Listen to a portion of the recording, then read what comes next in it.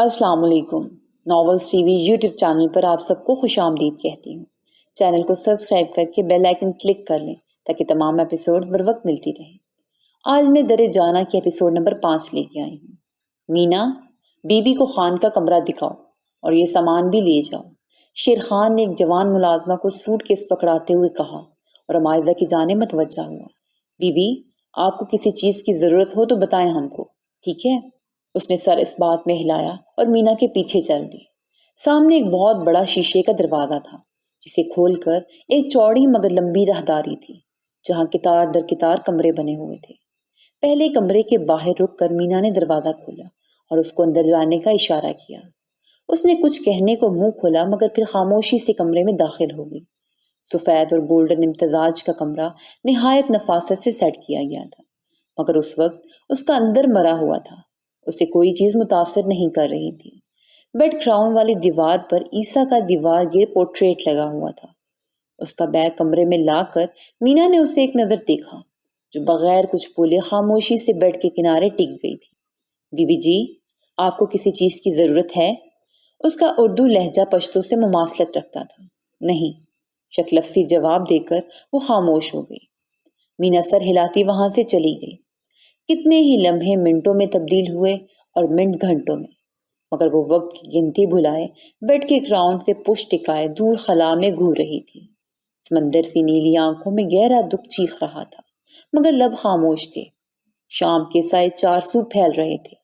پرندے اپنے اپنے ٹھکانوں کو واپس لوٹ رہے تھے۔ شفق کی سرخی نے سارا منظر سرخ کر رکھا تھا۔ وہ چلتی گاڑی سے باہر دوڑتے ہوئے مناظر دیکھ رہا تھا۔ ماتھے پر سوچ کی لکیر واضح تھی۔ گاڑی فارم ہاؤس میں داخل ہوئی تو وہ سوچوں کو جھٹکتا اترا اور اندر کی جانب بڑھ گیا۔ کال کی آواز پر اس نے چونکتے ہوئے موبائل نکال کر دیکھا مگر انا کا نام دیکھ کر لب غیر محسوس انداز میں مسکرائے تھے۔ یس کرتے ہوئے اس نے موبائل کان سے لگایا۔ عیسیٰ، تم ٹھیک ہو؟ سب ٹھیک ہے بچے؟ کال اٹینڈ کرتے ساتھ ہی ان کی پریشان آواز پر وہ ٹھٹک کر رکا۔ کیا ہوا انا؟ میں بالکل ٹھیک ہوں، سب ٹھیک ہے، اس نے انہیں تسلی دینا چاہی۔ عیسیٰ، میرا دل بہت گھبرا رہا ہے، نہ جانے جیسے کچھ غلط ہوا ہے، کچھ بہت برا ہوا ہے، پتہ نہیں میرا دل ڈوبا جا رہا ہے۔ عیسیٰ، میری بچی تو ٹھیک ہوگی نا؟ بولتے بولتے ان کی آواز اسے بھیگتی محسوس ہوئی۔ وہ اپنی جگہ مچل کر رہ گیا۔ انا، آپ فکر مت کریں، وہ ٹھیک ہوگی۔ اللہ کی ذات اپنے بندوں سے بہت محبت کرتا ہے، وہ اسے اپنی حفاظت میں رکھے گا۔ میری تلاش جاری ہے، وہ جلدی ہمارے پاس ہوگی۔ میں اسے اپنا نام دوں گا، عزت دوں گا، وہ میری دسترس میں ہمیشہ محفوظ رہے گی۔ آپ مطمئن رہیں نا، ابھی عیسیٰ خان زندہ ہے، میں اسے ڈھونڈ نکالوں گا انشاءاللہ۔ اس کے لہجے میں ایک عزم تھا مگر انہیں پرسکون کرنے کے لیے ناکافی تھا۔ میں کیسے اپنی بچی کی خیریت معلوم کروں عیسیٰ؟ میرے دل کو ایک پل چین نہیں ہے، کہیں سے اسے لے آؤ۔ کہتے کہتے وہ پھوٹ پھوٹ کر رو دی۔ وہ تڑپ کر رہ گیا۔ پیشانی مسلتے اس نے اپنے کمرے کا دروازہ کھولا۔ انا، بس مجھے کچھ دن مزید دے دیں، میں اسے ڈھونڈ نکالوں گا انشاءاللہ۔ لائٹ آن کرتے ہوئے اس نے حسب معمول کندھوں پر سے چادر اتاری اور بیڈ پر پھینکنے لگا تھا جب نظر بیڈ پر نیم دراز عمائزہ پر پڑی جو آس پاس سے بیگانہ سو رہی تھی۔ سارے راستے اس کے بارے میں سوچتا آیا تھا مگر انا کی کال نے ہر خیال دل آنکھ سے نکال دیا تھا۔ اس کے ماتھے کے بلوں میں یکدم اضافہ ہوا تھا۔ تم واپس کب آ رہے ہو؟ کچھ لمحے کی خاموشی کے بعد وہ گویا ہوئی۔ کل دوپہر میں۔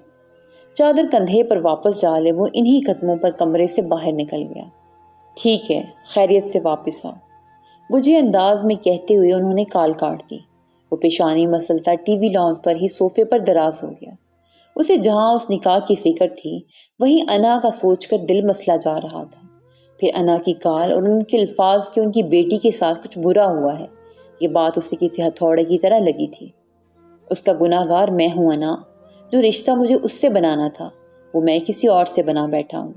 جو غلط ہوا ہے میں نے کیا ہے، وہ پشیمانی سے سوچ رہا تھا۔ میں اسے انا کے سامنے کس منہ سے لے کر جاؤں گا؟ یہ سوچ آتے ہی ماتھے کی لکیروں میں اضافہ ہوا تھا۔ کچھ خیال آتے ہی وہ جبڑے بھینچتے اٹھا، کمرے کے دروازے پر پہنچ کر ایک لمحے کو رکا، پھر دستک دیتا اندر آ گیا۔ کمرے میں نیم اندھیرا تھا مگر اب وہ بیڈ پر موجود نہیں تھی۔ واش روم سے پانی کی آوازیں آ رہی تھیں۔ سگریٹ سلگا کر وہ وہیں چہل قدمی کرنے لگا۔ واش روم کا دروازہ کھلنے کی آواز پر اس نے جلدی سے ٹیرس پر جا کر سگریٹ بجھائی اور اندر چلا آیا۔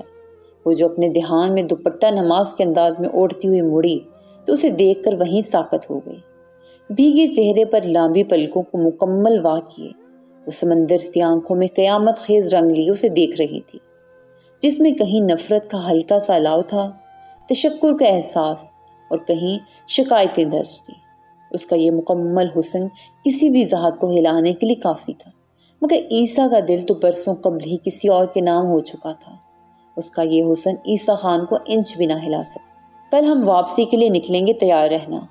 کسی چیز کی ضرورت ہو تو شیر خان سے کہنا، اور جیسا میں کہوں حویلی کے مکینوں کو وہی بات کہنا۔ یہ رشتہ میرے نزدیک صرف ایک کاغذی حیثیت رکھتا ہے، میرا اصل کوئی اور ہے۔ میں کسی اور کے ساتھ منسوب ہوں تو اپنے دل کو کسی خوش فہمی کا شکار مت کرنا۔ اس کا انداز نہ کرخت تھا نہ سرد، لہجے میں بس ایک بیگانگی تھی اور شہد رنگ آنکھوں میں عجیب بیزاریت کا عنصر نمایاں تھا۔ وہ کہہ کر پلٹ گیا، اس کی بات پر وہ کٹ کر رہ گئی۔ دل میں جو کہیں دور امید کی کرن تھی وہ بھی بجھ گئی۔ یہ شخص بھی کسی اور کا تھا۔ اس کو اپنی بے کسی پر شدت سے رونا آیا۔ زندگی میں جو بھی ملی بٹی ہوئی، پہلے باپ کی محبت و توجہ ملی تو بٹی ہوئی، اب جو شریک سفر ملا تھا وہ سنگ دل بھی بٹا ہوا، یا وہ تو شاید اس کا ہو کے بھی کسی اور کا تھا۔ دل چاہا چیخ چیخ کر اسے کہے کہ وہ کبھی یہ رشتہ چاہتی ہی نہیں تھی۔ جب وہ جانتا تھا کہ وہ کسی اور سے منسوب ہے تو خود اپنی مرضی سے اسے اپنی زندگی میں شامل ہی کیوں کیا تھا؟ اگر بسانا نہیں تھا تو اپنایا کیوں تھا؟ مگر لبوں پر کفل لگائے، آنکھوں میں امڑتے سمندر کو پیچھے دھکیلنے کی کوشش میں ہلکان ہوتی وہ اسے دور جاتا دیکھتی رہی، یہاں تک کہ وہ کمرے سے جا چکا تھا۔ رات دونوں کی آنکھوں میں کٹی تھی۔ اگلی صبح وہ جلد ہی اپنے بقیہ کام نپٹا کر 9 بجے تک فارم ہاؤس آ چکا تھا۔ شیر خان کو وہیں رکنے کا کہہ کر اس کے سپرد باقی ماندہ کام کر کے وہ جانے کو تیار تھا۔ کل کی پیشی میں وہ کیس تو جیت گیا تھا، مگر جو کاری ضرب زندگی پر لگ چکی تھی وہ اسے جیت کی خوشی بھی محسوس نہیں ہونے دے رہی تھی۔ شیر خان نے اس کا اور امائزہ کا سامان گاڑی میں رکھا، تب تک وہ ڈرائیونگ سیٹ سنبھال چکا تھا۔ بادل نخواستہ مائزہ کو فرنٹ سیٹ پر ہی بیٹھنا پڑا۔ واپسی کا سفر خاموشی سے کٹا۔ تار سریاب کا علاقہ شروع ہوتے ہی کچا راستہ شروع ہو گیا۔ جیپ دھول اڑاتی اپنی منزل کی جانب گامزن تھی۔ جیسے جیسے حویلی سے فاصلہ کم ہوتا جا رہا تھا ویسے ہی عیسیٰ کی پیشانی کے بلوں میں اضافہ ہوتا جا رہا تھا۔ اضطراب کی کیفیت میں اس نے جیپ کی رفتار بڑھا دی۔ کچے راستے پر اس قدر تیز رفتار پر امائزہ نے دہل کر اسے دیکھا، جو گھنی مونچھوں تلے لب بھینچے اپنی تمام تر توجہ ڈرائیونگ پر مصروف کیے ہوئے تھا۔ ماتھے اور گردن کی رگیں تنی ہوئی تھیں۔ اس نے سیٹ بیلٹ کو ہی مضبوطی سے تھام لیا اور دل میں کلمے کا ورد کرنے لگی۔ حویلی پہنچ کر وہ ایک لحظے کو گہرا سانس بھر کر اس کی جانب متوجہ ہوا۔ تم میرے کسی دوست کی بہن ہو اور کسی گھریلو ناچاکی کے سبب اس نے کچھ وقت کے لیے تمہیں میرے ساتھ بھیجا ہے، سمجھی؟ اس کے سپاٹ انداز پر مائزہ نے نہ سمجھی سے اسے دیکھا۔ اس کے علاوہ کوئی بھی کچھ پوچھے بات کو ٹال دینا، مگر ہمارے درمیان موجود رشتے کا اگر کسی کو علم ہوا تو موت واحد چیز ہوگی جس کا تمہیں سامنا ہوگا۔ سرد مہری اور کرختگی سے کہتا وہ جیپ سے اتر گیا۔ وہ سن بیٹھی رہ گئی، نہ زبان نے جنبش کی نہ جسم نے۔ وہ کیسے اتنی آسانی سے موت کی دھمکی دے گیا تھا، اور جو لڑکی کسی کو اپنے آگے بولنے نہیں دیتی تھی آج اپنوں نے ہی لبوں پر ایسا کفل لگایا تھا جو چٹکنے کا نام ہی نہیں لے رہا تھا۔ ملازم حیرانی سے فرنٹ سیٹ پر بیٹھی لڑکی کو دیکھ رہے تھے جسے عیسیٰ خان حویلی لے کر آیا تھا۔ سامان گاڑی سے نکال کر اندر لے آؤ، آنکھوں پر سے ڈارک شیڈز ہٹاتے ہوئے اس نے ملازم سے کہا، اور مڑ کر فرنٹ میرر سے اسے دیکھا جو سفید چہرہ لیے وہیں ساکت بیٹھی تھی۔ وہ پیچھے تاب کھاتا واپس اس تک آیا۔ آپ قدم رنجہ فرمائیں گی یا کوئی خاص اہتمام کیا جائے؟ طنز کے تیر چلاتا وہ پھر سے واپس مڑ گیا۔ آنسوؤں کو اندر دھکیلتے وہ اتر کر اس کے پیچھے ہو لی۔ اونچے ستونوں والی سفید پتھر سے بنی یہ حویلی شان و شوکت میں اپنی مثال آپ تھی۔ حویلی کا اندرون خانہ شروع ہوتے ہی سامنے سے آتی ملازمہ نے اسے ادب سے سلام کیا۔ انا کدھر ہیں؟ اس نے سر کے اشارے سے سلام کا جواب دیتے ادھر ادھر دیکھتے ہوئے استفسار کیا۔ اپنے کمرے میں آرام کرتا ہے، مخصوص پشتون لہجے میں کہتی وہ پیچھے کھڑی لڑکی کو حیرت سے دیکھ رہی تھی، جو کالے رنگ کے سادہ شلوار قمیض میں ملبوس سر پر دوپٹہ اوڑھے اس کے پیچھے انا کے کمرے کی جانب بڑھ رہی تھی۔ دروازہ نوک کرتے وہ اندر داخل ہوا، جہاں سامنے ہی انا کسی کتاب کے مطالعے میں مصروف تھی۔ اسے دیکھتے ہی حیرت و خوشی سے کتاب بند کرتے اس کی جانب بڑھیں۔ آ گیا میرا بیٹا، کیسے ہو؟ سفر کیسا رہا؟ اس کی پیشانی چومتے ہوئے انہوں نے محبت سے کہا۔ لہجے میں گہری محبت و خلوص کا جوہر تھا۔ انہوں نے اب تک پیچھے کھڑی امائزہ کو نہیں دیکھا تھا۔ میں ٹھیک ہوں، سفر مناسب تھا نا؟ اور یہ اس سے میری بچی عیسیٰ، میری بیٹی ہے نا یہ، میری بچی۔ امائزہ پر نظر پڑتے ہی وہ ایک لمحے کو ساکت ہوئی، پھر دیوانہ وار امائزہ سے لپٹتے ہوئے والہانہ بولی۔ عیسیٰ جو اس کا تعارف کروانے لگا تھا، اس اچانک عمل پر بوکھلا گیا۔ بوکھلا تو بری طرح وہ خود بھی گئی تھی۔ وہ اس کے چہرے کو دیوانہ وار چوم رہی تھی۔ انا، یہ ہماری انادل نہیں ہے، پلیز خود کو سنبھالیں، اس نے خفت و پریشانی سے کہتے انہیں اس سے الگ کیا۔ عیسیٰ، میرا دل دھوکہ نہیں کھا سکتا، میں تو بند آنکھوں سے بھی اپنی بچی پہچان لوں۔ وہ بےتاب ہوئی۔ امائزہ بوکھلائے ہوئی اپنی جگہ پر جمی ہوئی تھی، چہرے پر عجیب رنگ حویدہ تھے۔ انا، یہ میرے ایک دوست کی بہن ہے، کچھ مسائل کی بنا پر یہاں کچھ دن رہنے آئی ہے۔ اس نے انا کا ہاتھ اپنے ہاتھ میں تھامتے ہوئے ان کی آنکھوں میں دیکھ کر نرم لہجے میں کہتے ہوئے انہیں اپنی بات کا یقین دلانا چاہا۔ مگر انا، انشاءاللہ وہ جلد مل جائے گی۔ ان کی بات کاٹ کر وہ ان کے ہاتھ کی پشت سہلاتا اسی نرم انداز میں گویا ہوا۔ امائزہ تو حیرت سے کبھی ان خوبصورت خاتون کو دیکھ رہی تھی تو کبھی عیسیٰ کو، جو اسلام آباد والے عیسیٰ خان سے قدرے مختلف لگ رہا تھا۔ اسے یقین ہی نہیں آ رہا تھا یہ وہی شخص ہے۔ اس کی بات پر کچھ دیر وہ عیسیٰ کو دیکھتی رہی، جو حتی المقدور اپنے تاثرات نامرمل کرنے کی کوشش میں تھا۔ سب خیریت تو ہے بچے؟ جی انا، سب خیر ہے، بس کچھ گھریلو مسائل تھے۔ اس نے لہجے کو سرسری رکھا مگر انداز تنبیہی تھا۔ اس کی بات پر سر ہلاتے ہوئے وہ کچھ دیر امائزہ کو دیکھتی رہی، پھر اس کا ہاتھ تھام کر بولی، معاف کرنا بیٹا، آپ کو پریشان کر دیا، میرا مقصد یہ نہیں تھا۔ ان کے میٹھے لہجے نے امائزہ کے دل میں ایک عجیب احساس پیدا کیا تھا۔ وہ خواہ مخواہ ہی شرمندہ ہو گئی۔ نہیں، کوئی بات نہیں، میں ٹھیک ہوں، نرمی سے کہتی اس نے ایک نظر عیسیٰ کو دیکھا، جو سرد مہری سے اسے ہی دیکھ رہا تھا، اور امائزہ کی سمجھ سے باہر تھا اس کا یہ رویہ۔ انا، آپ بیٹھیں، مجھے کچھ کام ہے، میں شام تک واپس آؤں گا۔ انا کا ہاتھ چوم کر دعائیں لیتا وہ رخصت ہوا تو اس کی جان میں جان آئی۔ انا نے اسے بیٹھنے کا کہا اور ملازمت سے چائے بنانے کا کہہ کر خود بھی اس کے ساتھ براجمان ہوئی۔ امائزہ کو فکر ستانے لگی کہ وہ نہ جانے اس سے کیا سوالات کریں گی، مگر اسے حیرت ہوئی جب انہوں نے اس سے اس کے مسائل کو ریدنے کی بجائے سفر اور اسلام آباد کے موسم کا حال احوال پوچھنے لگی۔ ان کی باتوں کے درمیان ملازمہ چائے کے ساتھ کئی لوازمات بھی لے آئی۔ اس کے انکار کے باوجود انا نے زبردستی اسے ہلکا پھلکا کھلایا۔ کل سارے دن سے لے کر وہ اب تک بھوکی رہی تھی، اور پھر جس کرب اور اذیت میں وہ 24 گھنٹوں میں گزر چکی تھی، اسے حیرت ہو رہی تھی کہ وہ زندہ کیسے تھی۔ چائے کے بعد انا نے اس کا کمرہ سیٹ کروایا اور آرام کی غرض سے بھیج دیا۔ اسے محسوس ہی نہ ہوا کہ وہ یہاں پہلی مرتبہ آئی تھی یا اس عظیم خاتون سے پہلی مرتبہ ملی تھی۔ ان کے نرم محبت بھرے رویے نے امائزہ کو پہلی ملاقات میں ہی ان کا گرویدہ کر دیا تھا۔ اسے عیسیٰ کے بے مہر رویے کے بعد سخت خدشات تھے کہ نہ جانے اس کے گھر والے کیسے ہوں گے، مگر اسی خاتون سے مل کر اس کے سارے خدشات جاتے رہے تھے۔ سب کا رویہ چاہے اس کے ساتھ لاکھ صحیح ہوتا، مگر جس نام سے جڑ کر وہ یہاں آئی تھی وہ تو ایسا بے مہر سنگ دل تھا جو اس کا سایہ بھی شاید اپنے قریب برداشت نہیں کرنا چاہتا۔ مگر اس نے بھی اب سوچ لیا تھا کہ ایسے تو ایسے ہی صحیح، وہ بھی اس کی چاہت میں مری نہیں جا رہی جو اس کا ناروا سلوک یوں ہی برداشت کرے۔ خود سے عزم کرتے ہوئے وہ پردے برابر کرنے لگی تھی جب نظر سامنے دوسری منزل کی بالکونی پر پڑی، جہاں وہ نیم اندھیرے میں کھڑا سگریٹ پی رہا تھا۔ اس کو دیکھ کر امائزہ کا حلق تک کڑوا ہو گیا۔ وہ جلدی سے پردے برابر کرتی پیچھے ہٹ گئی۔ رات کے سائے پھیل رہے تھے، مگر اب بھی حویلی کی چکا چوند میں کوئی کمی نہیں آئی تھی۔ آج حویلی میں سناٹا تھا، جس کا سبب عالم خان اور اسفند خان کی سسرال میں ہونے والی فوتگی تھی۔ دونوں کی بیویاں ایک ہی گھر سے لائی گئی تھیں، اور اب ان کی اکلوتی بھابھی کے انتقال پر بچوں سمیت وہ دونوں اپنے سسرال گئے ہوئے تھے۔ حویلی میں اس وقت صرف عیسیٰ، انا، امائزہ اور ملازم موجود تھے۔ رات کا نہ جانے کون سا پہر تھا جب شور سے اس کی آنکھ کھلی۔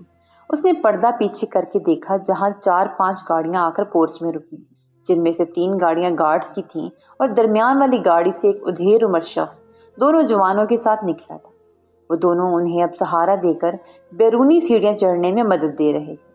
وہ بیزاریت سے پردے برابر کرتی واپس آ لیٹی تھی۔ چند ہی لمحوں میں وہ دوبارہ نیند کے آغوش میں تھی۔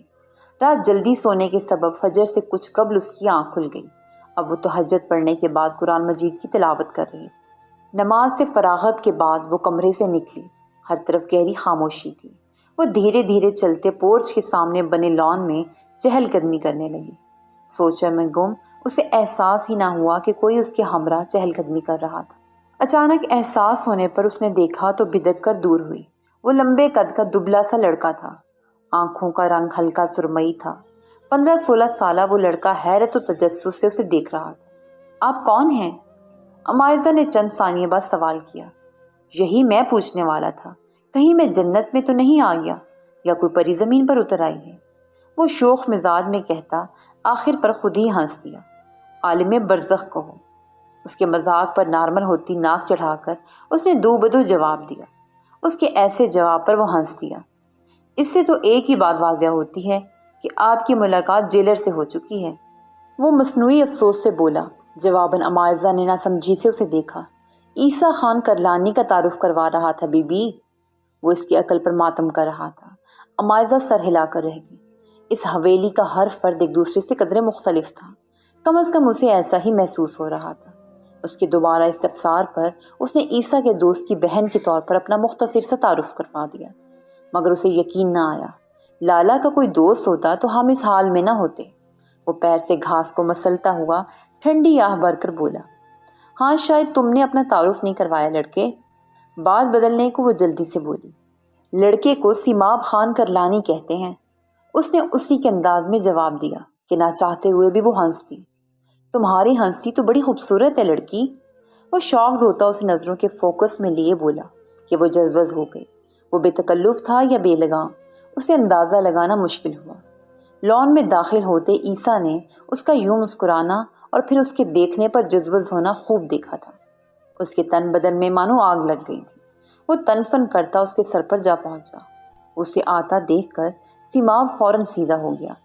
یہاں عورتیں ننگے سر مردان خانے میں غیر مردوں کے ساتھ ملاقاتیں نہیں کرتی۔ وہ گر جا۔ اس کا لہجہ انتہائی تضحیک آمیز تھا۔ سیماب نے حیرت سے عیسیٰ کو دیکھا۔ جو عورتوں سے اونچی آواز میں بات نہیں کرتا تھا، وہ اپنے دوست کی بہن سے اس انداز میں گفتگو کر رہا تھا۔ اس کی بات پر حد تک سے امائزہ کا چہرہ سرخ ہوا۔ مجھے اپنی حدود اچھے سے پتہ ہیں، مجھ پر نہیں تو کم از کم اپنے خون پر ہی بھروسہ رکھو۔ وہ عیسیٰ کی آنکھوں میں دیکھتے ہوئے بے حد سپاٹ انداز میں بولی اور سائڈ پر سے ہوتی وہاں سے نکل گئی۔ عیسیٰ کے تو گویا سر پر لگی تلووں میں بجھی تھی۔ وہ سیماب کی موجودگی کا خیال کرتا اپنی مٹھیاں اور جبڑے بھینچے خود کو روکنے کی کوشش کر رہا تھا۔ اس کا غصے سے لال ہوتا چہرہ دیکھ کر سیماب نے وہاں سے جانے میں ہی عافیت سمجھی۔ وہ بھی جانے کو مڑا ہی تھا کہ عیسیٰ کی سرد سپاٹ آواز اس کے کانوں میں پڑی، آئندہ مجھے اس لڑکی سے دور نظر آنا۔ اس کے سخت تنبیہی انداز پر وہ جی لالا کہتا تیزی سے نکل گیا۔ ناشتے کی میز پر ایک نئے وجود کے اضافے پر سب کے چہروں پر حیرانگی تھی۔ انا اسے اپنے ساتھ لائی تھی، سو سب سوال کیے بغیر حیرت سے اسے دیکھ رہے تھے۔ یہ عیسیٰ کے دوست کی بہن ہے، علاقہ دیکھنے آئی ہے۔ انا نے گھریلو نچاکی والی بات حذف کرتے ہوئے اس کا مختصر سا تعارف کروایا، جو سب کے تاثرات نارمل کرنے کو کافی تھا، مگر سیماب کے حلق میں چاول اٹک گئے تھے۔ وہ جو کھانسنا شروع ہوا تو پھر عیسیٰ کی گھوری بھی اس کا کچھ نہ بگاڑ سکی۔ سیماب کے ساتھ بیٹھی رومانہ لب دبائے اپنی ہنسی روکنے کی ناکام کوشش کر رہی تھی۔ باقی سب روٹین کی گفتگو کرتے کھانے میں مصروف تھے۔ وہ سست روی سے کھاتے ہوئے سب کو دیکھ رہی تھی، جو ہنسی خوشی گھوش گپیوں میں مصروف کھا رہے تھے۔ ایک عیسیٰ تھا جو سپاٹ چہرہ لیے سر گرائے کھانے میں مگن تھا، گویا دنیا میں اس سے اہم کام کوئی نہ ہو۔ بیٹا یہ بھی لو، تم نے تو کچھ کھایا ہی نہیں۔ انا نے کباب کی ڈش اس کے آگے کرتے ہوئے کہا تو ناچارو ناچار اسے ایک کباب اٹھانا ہی پڑا۔ میں بس اتنا ہی لوں گی، بہت شکریہ انا۔ نرم مسکراہٹ سے کہتے اس نے بلا ارادہ عیسیٰ کو دیکھا، جو کھانا چھوڑ کر نہ جانے کیوں سے گھور رہا تھا۔ اس کی سرخ ہوتی آنکھیں اس کے غصے کی غماز تھیں۔ امائزہ نے فوراً نظریں پھیر لیں۔ کھانے کے بعد وہ اپنے روم میں داخل ہونے لگی تھی جب اچانک کسی نے بے دردی سے اس کا بازو پکڑ کر باہر کی جانب کھینچا تھا۔